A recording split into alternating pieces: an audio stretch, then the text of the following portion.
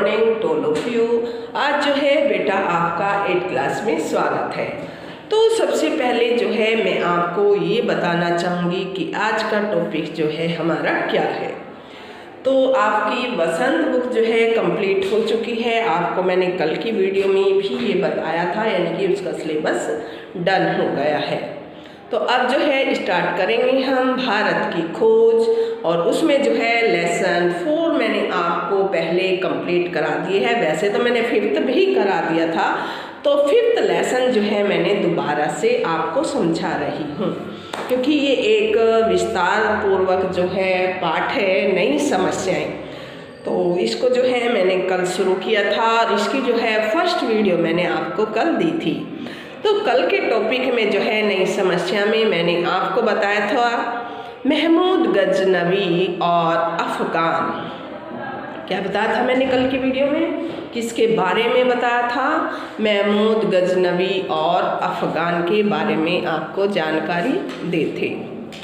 तो आज जो है मैं आपको बताना चाहूँगी कि समन्वय और मिली जुली संस्कृति का विकास, और उसमें जो है कबीर, गुरु नानक और अमीर खुसरो का इसमें विस्तार पूर्वक वर्णन किया गया है। क्या बताएंगे? यानी कि आज का हमारा टॉपिक होगा समन्वय और मिली जुली संस्कृति का विकास। तो इसमें जो है कबीरदास जी, जो कि एक प्रमुख कवि के रूप में उभरे थे, और इन्होंने जो है समाज में रूढ़िवादिता को नष्ट किया था, और बाल विवाह, दहेज प्रथा आदि पर जो है करारा व्यंग अपनी भाषा के द्वारा जो है किया था। ये भी मैं आपको विस्तार से बताऊंगी। तो सभी बच्चे जो है बुक निकालेंगे भारत की खोज। कौन सी बेटा? भारत की खोज बुक निकालिएगा। Very nice. उसमें मैं आपको अगला टॉपिक यानी कि मिली जुली संस्कृति का समन्वय कराऊंगी। निकालिए सभी बच्चे हैं।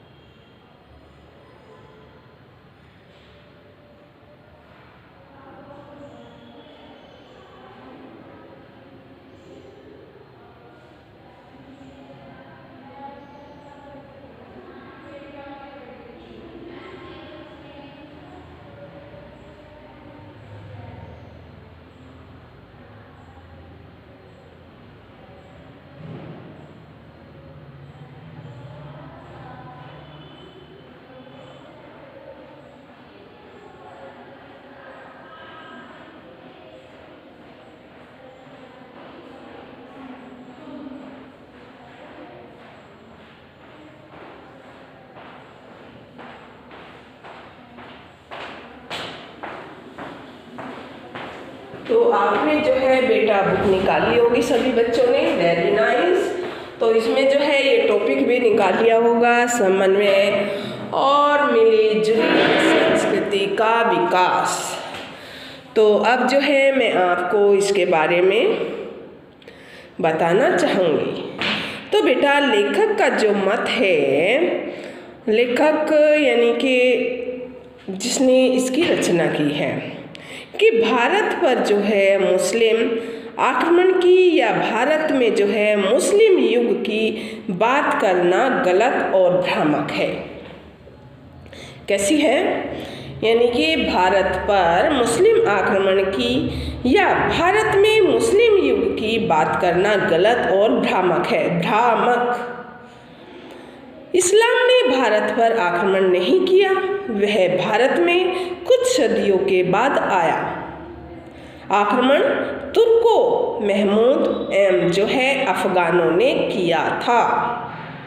अफगान के रहने वाले अफगानों और तुर्कों ने, जो तुर्क के थे, तुर्की, उन्होंने जो है भारत पर आक्रमण किया था।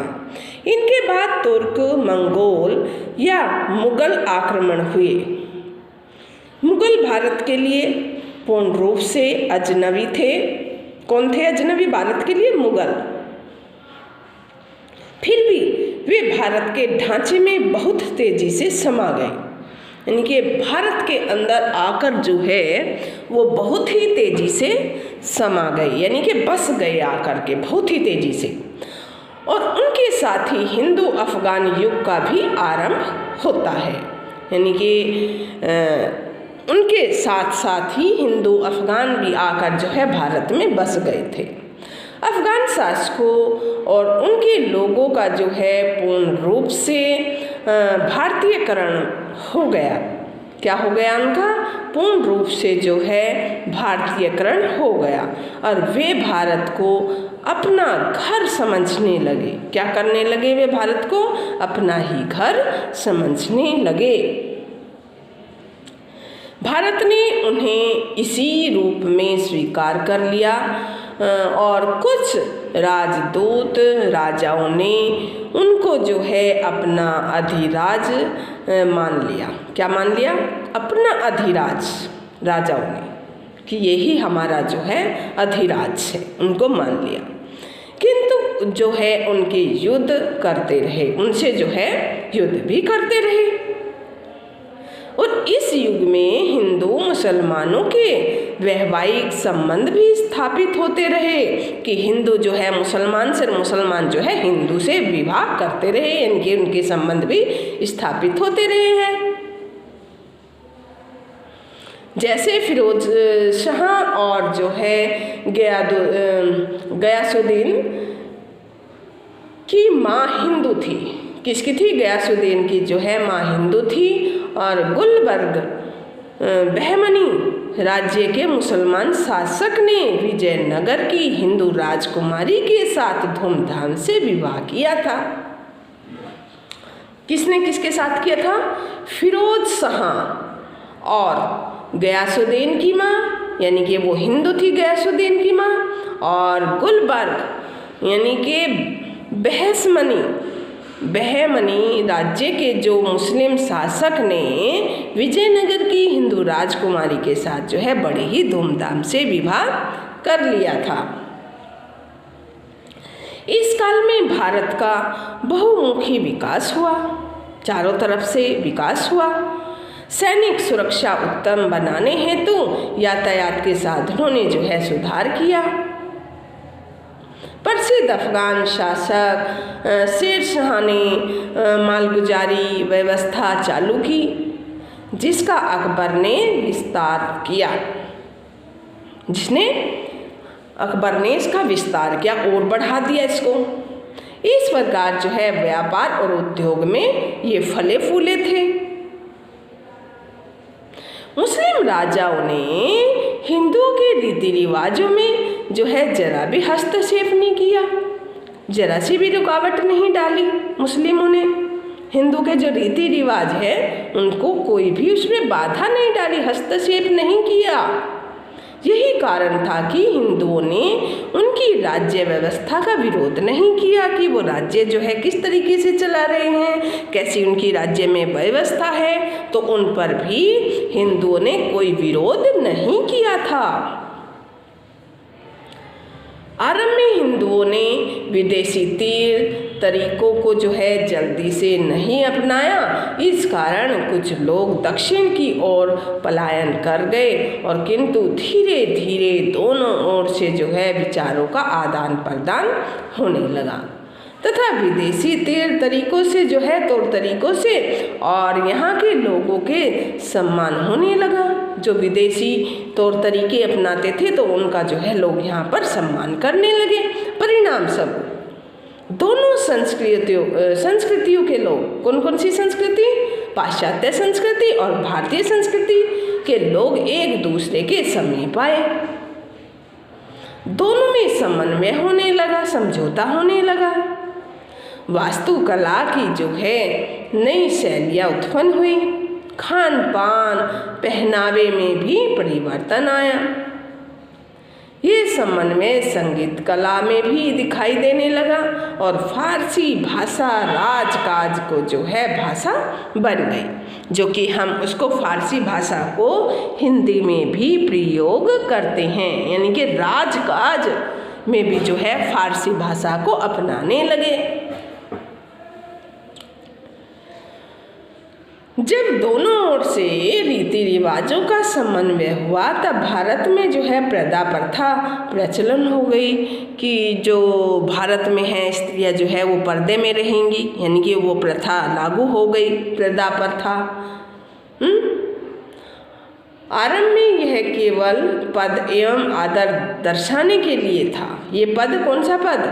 प्रथा प्रथा का जो पद था ये केवल जो है आदर दर्शाने के लिए था। स्त्रियों को पर्दे में रहने की प्रथा शुरू में उच्च वर्ग में थी, यानी कि ऊंचे वर्गों में थी, किंतु धीरे धीरे यह प्रथा तो जो थी, कौन सी प्रथा?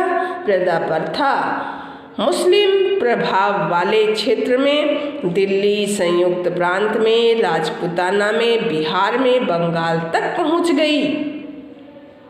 ये प्रथा प्रथा यद्यपि पंजाब और सीमावर्ती क्षेत्रों में मुस्लिम प्रभाव होने पर भी यह जो थी प्रथा कठोर रूप इसने धारण कर सकी, क्योंकि वहाँ पर जो है मुस्लिम थे, उनकी जो स्त्रियाँ थी वो बुर्खे में रहती थी, चाहे गर्मी हो या सर्दी, पूरा अपना शरीर जो है वो ढक कर रखती थी। तो ये जो है प्रथा प्रथा कठोर रूप इसने धारण कर सकी। इसी युग में दक्षिण आर्य संस्कृति मुस्लिम धर्म के प्रभाव से प्रभावित नहीं हुई थी। इस आर्य संस्कृति का एक बड़ा भाग दक्षिण की ओर चला गया, जो आगे चलकर हिंदू रूढ़िवादिता का गढ़ बन गया। क्या बन गया?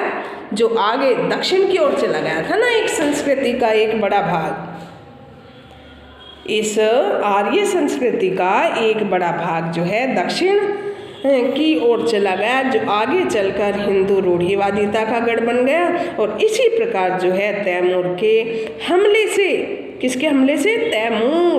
तैमूर के हमले से जो है दिल्ली की सल्तनत कमज़ोर हो जाने पर जौनपुर रियासत एक छोटी सी मुस्लिम रियासत के रूप में उभरी थी। जौनपुर किसके रूप में उभरी थी? एक छोटी सी रियासत के रूप में जो है बेटा उभरी थी जौनपुर रियासत।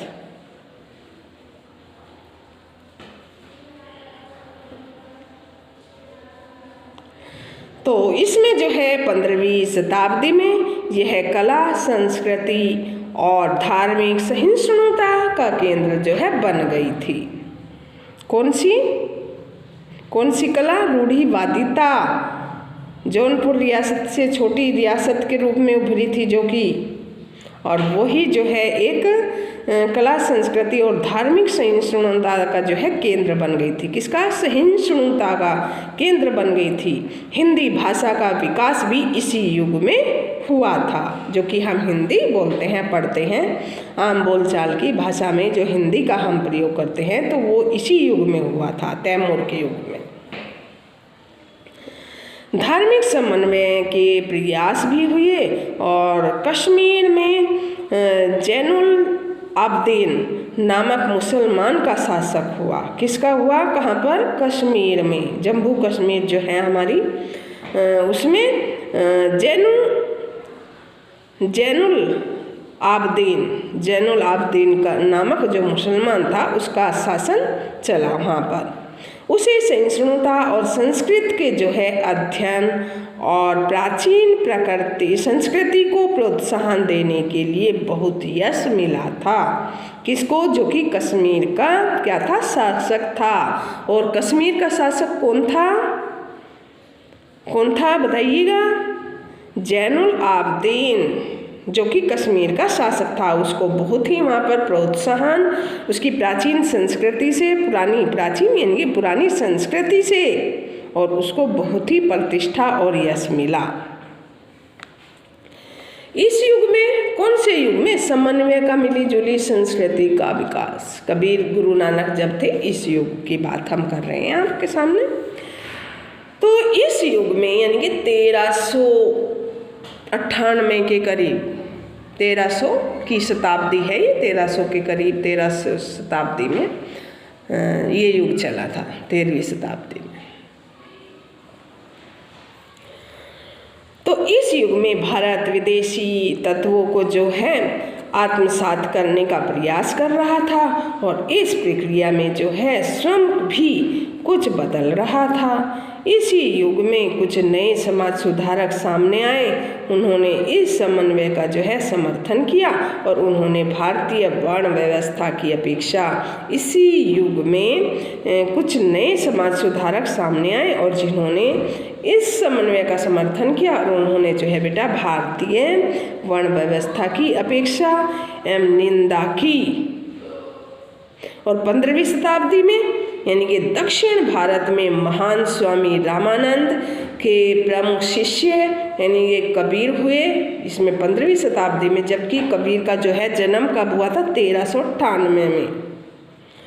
उनसे भी अधिक महान हुए, और कबीर की प्रसिद्ध रचना बीजक की साखियाँ और पद आज भी लोकप्रिय हैं। उत्तर भारत में गुरु नानक देव जी हुए, और जिन्हें जो है सिख धर्म का संस्थापक भी माना जाता है। गुरु नानक को किसका संस्थापक माना जाता है?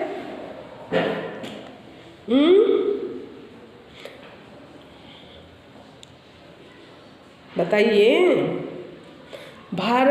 उत्तर भारत में गुरु नानक देव जी हुए, और जिन्हें सिख धर्म का संस्थापक माना जाता है। हिंदू धर्म पर इन संत एवं समाज सुधारकों का प्रभाव पड़ा, और इस्लाम धर्म के एक्सवरवाद जो है का प्रभाव हिंदू धर्म पर भी पड़ा। किसका? अकेश्वरवाद का जो है प्रभाव हिंदू पर भी पड़ा, और हिंदू धर्म के अवतारवाद और बहुदेववाद का प्रभाव अप्रत्यक्ष रूप से मुसलमानों पर भी पड़ा। अधिकतर मुसलमानों ने धर्म परिवर्तन किया, और विदेशियों का जो है भारत में आत्मसात होने का प्रमुख संकेत और उसके द्वारा जो है प्रयुक्त भाषा थी। तो आरंभ में लेखकों में जो शुरू में यानी कि आरंभ में जो लेखक हुए थे, तो सबसे प्रसिद्ध एवं लोकप्रिय अमीर खुसरो थे। वे मूल्यता जो है तुर्क थे, और वे 14वीं शताब्दी के कई अफगान सुल्तानी के कार्यकाल में जो है कार्यकाल में रहे। किसके? अफगान सुल्तानों के कार्यकाल में रहे। उन्हें फारसी और संस्कृत का ज्ञान था। वे महान संगीतकार भी थे। कौन? अमीर खुसरो जो है एक प्रमुख, सबसे पहले प्रसिद्ध लेखक के रूप में उभरे थे। ये अंडरलाइन कर सकते हैं आप कि अमीर खुसरो जो है एक प्रसिद्ध जो है लेखक के रूप में उभरे थे, और वे जो है संगीत में भी उनका जो है नॉलेज थी, उन्हें ज्ञान था, उन्हें फारसी और संस्कृत का भी ज्ञान था। वे महान संगीतकार भी थे अमीर खुसरो। उन्होंने भारतीय संगीत में कई महान रागों की जो है वाद्य यंत्रों का जन्म भी दिया। वाद्य यंत्रों को जन्म भी दिया किसने? अमीर खुसरो ने। उन्हें ही सितार का आविष्कारक माना जाता है कि सितार का जो आविष्कार किया वो किसने किया? अमीर खुसरो ने किया था। उन्होंने धर्म, दर्शन, तर्कशास्त्र, भाषा, व्याकरण आदि के अतिरिक्त संगीत, गणित, विज्ञान आदि कई क्षेत्रों में अपनी रचनाएं भी लिखी है। किसने? अमीर खुसरो ने। अमीर खुसरो की प्रसिद्धि का प्रमुख आधार उनके गीत एवं अन्य साहित्यिक रचनाएं हैं और उनके ये गीत अब भी उत्तर भारत और मध्य भारत के किसी न किसी कोने में अवश्य सुने जा सकते हैं। उन्होंने अनेक पहेलियाँ भी लिखी। उनकी प्रसिद्धि का अनुमान इस बात से लगाया जा सकता है कि वे 600 साल पहले लिखे हुए गीत आज भी पूर्ण तन्मयता के साथ जो है गाए जाते हैं, जो कि अमीर खुसरो ने लिखे थे। जो अमीर खुसरो ने वाद्य यंत्र की रचना भी की थी और ये जो है एक महान संगीतकार और लेखक के रूप में उभरे थे अमीर खुसरो। तो आज जो है मैंने आपको 8th क्लास को 5th लेसन में नई समस्या में जो आपका सेकंड हेडिंग है, इसमें समन्वय और मिली जुली संस्कृति का विकास, और इसमें कौन कौन से लेखक और कवि आए हैं उनके बारे में भी मैंने आपको बताया है। इसमें जो है कबीरदास जी के बारे में वर्णन किया गया है और गुरु नानक और अमीर खुसरो जो कि एक संगीतकार था और इन्होंने जो है अपने एक लेखक के रूप में, ये एक महान लेखक के रूप में भी उभरे थे। तो लेखक का मत है कि भारत पर जो है मुस्लिम आक्रमण की या भारत में मुस्लिम युग की बात करना गलत है। ठीक है बेटा, तो ये आपको समझ आ गया होगा। ये मैंने आपको आज जो है सेकंड हेडिंग नई समस्या में जो है सेकंड हेडिंग के बारे में पूर्ण जानकारी आपको दी है। मैं थोड़ा थोड़ा करके एक एक हेडिंग जो है प्रतिदिन आपको कराऊंगी। सभी बच्चे जो है वीडियो के माध्यम से इस पाठ को समझेंगे। ठीक है बेटा, तो आज के लिए जो है 8th क्लास में इस लेसन की आप रीडिंग करेंगे, लेसन 5 नई समस्याएं, जिससे कि जो है आपको ये क्लियर हो जाए कि इस पाठ में किसके बारे में वर्णन किया गया है। तो आज के लिए इतना ही। Have a nice day, take care.